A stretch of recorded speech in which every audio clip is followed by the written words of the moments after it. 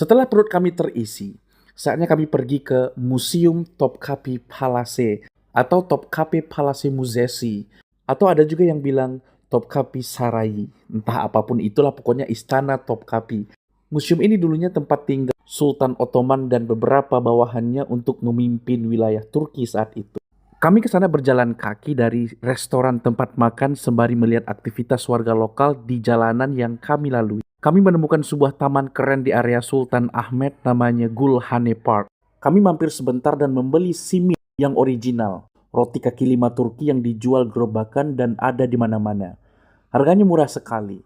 Rotinya keras dan kering, yang membuat roti itu enak menurut saya karena ada wijennya. Kalau tanpa wijen sepertinya tidak mampu saya memakannya. Ya mungkin mampu tapi nggak habis. Di taman tersebut juga ada pengamen.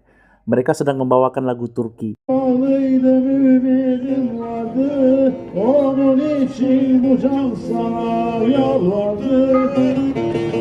Sepertinya lagu galau sih. Karena melihat dari gestur penyanyi serasa begitu. Benar gak sih ya? Saya nggak tahu ya, apa saya salah gitu loh, karena bahasa Turki. Setelah itu kami langsung ke Museum Topkapi. Areanya luas banget. Luasnya sekitar 7 hektar. Ramai sekali wisatawan yang main ke sini. Biaya masuknya mahal banget untuk turis mancanegara atau non-Turki. Biaya masuk sekitar 700 ribuan per orang. Kali dua deh karena bareng istri. Sekitar 1,5 juta untuk masuk museum doang. Mahal banget kan? Gila itu emang. Tapi apa boleh buat? Sudah jauh-jauh dari Indonesia, masa nggak masuk ya kan ya? Banyak sekali peninggalan kejayaan Islam Sultan Ottoman di sini.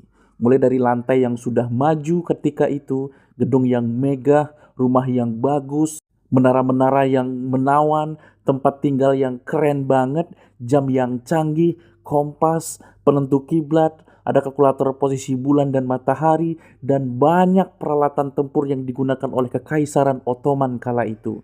Setelah itu kami pindah ke gedung yang isinya semua model pakaian yang digunakan oleh orang Turki di era Kekaisaran Ottoman pada kala itu.